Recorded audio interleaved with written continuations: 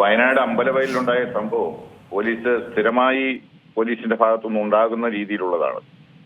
കാരണം ഒരു വീട്ടുജോലിക്ക് നിൽക്കുന്ന ഒരു പെൺകുട്ടി അവളെ വീട്ടിലെ ഗൃഹനാഥനും അതുപോലെ തന്നെ അയാളുടെ മകനും ഉപദ്രവിക്കുന്നു, സെക്ഷുവലായിട്ടോ അല്ലെങ്കിൽ ആ രീതിയിലുള്ള ഒരു പീഡനം നടത്തുന്നു എന്നുള്ള ഒരു പരാതി അല്ലെങ്കിൽ ഒരു പരാതി വന്ന പോലീസ് സ്റ്റേഷനിൽ, അതും ആ വീട്ടിൽ നിന്ന് ഇറങ്ങി ഓടി പോലീസ് സ്റ്റേഷനിലെത്തി രാത്രി 10-10:30 മണിക്ക് പറയുമ്പോൾ അതിനെ ആ ഗൗരവത്തിൽ എന്തുകൊണ്ട് പോലീസ് എടുക്കുന്നില്ല എന്നുള്ളതാണ്.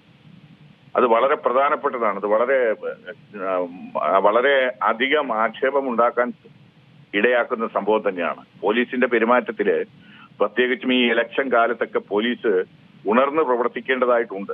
കാരണം അല്ലെങ്കിൽ പോലും ഈ പെൺകുട്ടി എന്ന് പറയുമ്പോൾ നമുക്കറിയാം, സാധാരണക്കാരെ അല്ലെങ്കിൽ പാവപ്പെട്ട വീട്ടിലെ പെൺകുട്ടിയായിരിക്കും, അല്ലെങ്കിൽ വീട്ടുജോലിക്ക് പോകാനുള്ള സാധ്യത ഇല്ലല്ലോ. അപ്പൊ അങ്ങനെയുള്ള ആളുകൾ വന്ന് അതും പീഡനം ഏറ്റു എന്ന് പറയുമ്പോൾ അതിനോടുള്ള പ്രതികരണം പോലീസ് നെഗറ്റീവ് ആണെങ്കിൽ, അതുപോലെ തന്നെ പെൺകുട്ടിയോട് മോശമായി പെരുമാറി, അതുപോലെ തന്നെ പിറ്റേ ദിവസം അവര് ഏതോ ഒരു അഭയ കേന്ദ്രത്തില് കൽപ്പറ്റയിലുള്ള സ്നേഹിത എന്ന് പറയുന്ന അഭയ കേന്ദ്രത്തിൽ എത്തിച്ചു. പിറ്റേ ദിവസം വന്നതിന് ശേഷവും ആ രീതിയിലുള്ള ഒരു അനാവസ്ഥയാണ് അവരുടെ ഭാഗത്തുനിന്ന് ഉണ്ടായത്.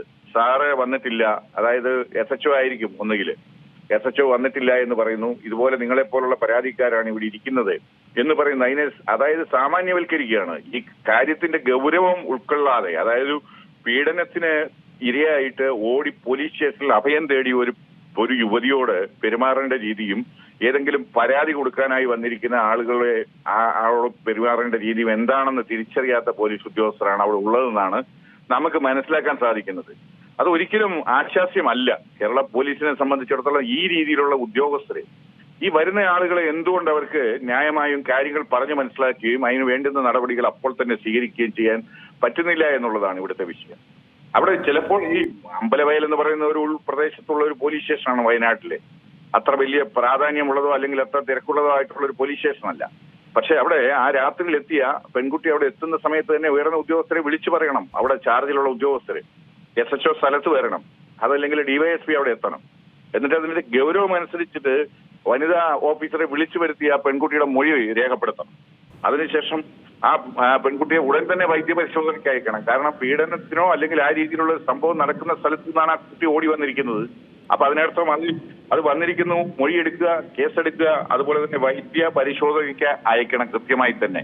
എന്നിട്ട് ആ തെളിവുകൾ നശിപ്പിക്കാത്ത രീതിയിൽ ഉള്ള കാര്യങ്ങളാണ് അപ്പോൾ തന്നെ ചെയ്യേണ്ടത്.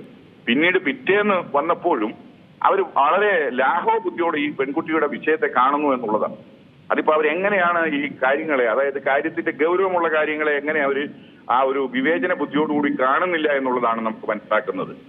എന്തായിരുന്നാലും പോലീസിന്റെ ഭാഗത്ത് നിന്നുള്ള അനാസ്ഥയാണിത്. തീർച്ചയായിട്ടും ഒരു വീട്ടിൽ ജോലിക്ക് നിൽക്കുന്ന പെൺകുട്ടിയാണ്. ആ പെൺകുട്ടിയെ സംബന്ധിച്ചിടത്തോളം അവിടെ സുരക്ഷിതത്വം നൽകേണ്ട ആളുകൾ തന്നെയാണ് ആ പെൺകുട്ടിയെ പീഡിപ്പിക്കാനായിട്ട് അച്ഛനും മകനും എന്നുള്ളതാണ് നമുക്ക് മനസ്സിലാക്കാൻ സാധിക്കുന്നത്. പിന്നീട് ഇപ്പോൾ പെൺകുട്ടി തലകറങ്ങി വീണു. മൊഴിയെടുക്കുന്ന സമയത്ത് തലകറങ്ങി വീണ പെൺകുട്ടി. അപ്പം തലകറങ്ങി വീഴുന്ന രീതിയിലേക്ക് കാര്യങ്ങൾ പോയി, അല്ലെങ്കിൽ പെൺകുട്ടിക്ക് അത് ഓർക്കുമ്പോൾ തലകറക്കം ഉണ്ടാകുന്നു എന്നുള്ളതാണ്. എന്നിട്ട് കൽപ്പറ്റ ഗവൺമെന്റ് ആശുപത്രിയിലേക്ക് കൊണ്ടുപോയി അവിടെ ചികിത്സയിലാണ്. പെൺകുട്ടി ഇപ്പൊ അഡ്മിറ്റ് ആണെന്നാണ് മനസ്സിലാക്കാൻ സാധിക്കുന്നത്. എന്താണെങ്കിലും വളരെ വൈകിയാണെങ്കിലും ഇപ്പം ബലാത്സംഗത്തിനും മറ്റുമായിട്ട് ഒരു കേസ് എടുത്തിട്ടുണ്ട്. ആ പ്രതികളെ അറസ്റ്റ് ചെയ്യേണ്ടതുണ്ട്. നടപടികൾ കൃത്യമായിട്ട് മുന്നോട്ട് പോകേണ്ടതാണ് അവിടെ ഉള്ളത്. അവിടെ ഉയർന്ന ഉദ്യോഗസ്ഥർ എന്ന് പറഞ്ഞാൽ അവിടുത്തെ SHOയോ അല്ലെങ്കിൽ DYSPയോ SPയോ അതിനകത്ത് വ്യക്തിപരമായിട്ട് ഇടപെട്ടിട്ട് ഇക്കാര്യങ്ങളിൽ ആക്ഷേപമില്ലാത്ത രീതിയിൽ പ്രവർത്തിക്കണമെന്നുള്ളത് തന്നെയാണ് പോലീസിന് അല്ലെങ്കിൽ പോലീസിന് വേണ്ടി സംസാരിക്കുമ്പോൾ പറയുവാനുള്ളത്. ഏറ്റവും പുതിയ വാർത്തകളും വിശേഷങ്ങളും വിരൽ തുമ്പിലറിയാൻ Zee മലയാളം ന്യൂസ് എല്ലാ ഡിജിറ്റൽ പ്ലാറ്റ്ഫോമുകളിലും ലഭ്യം.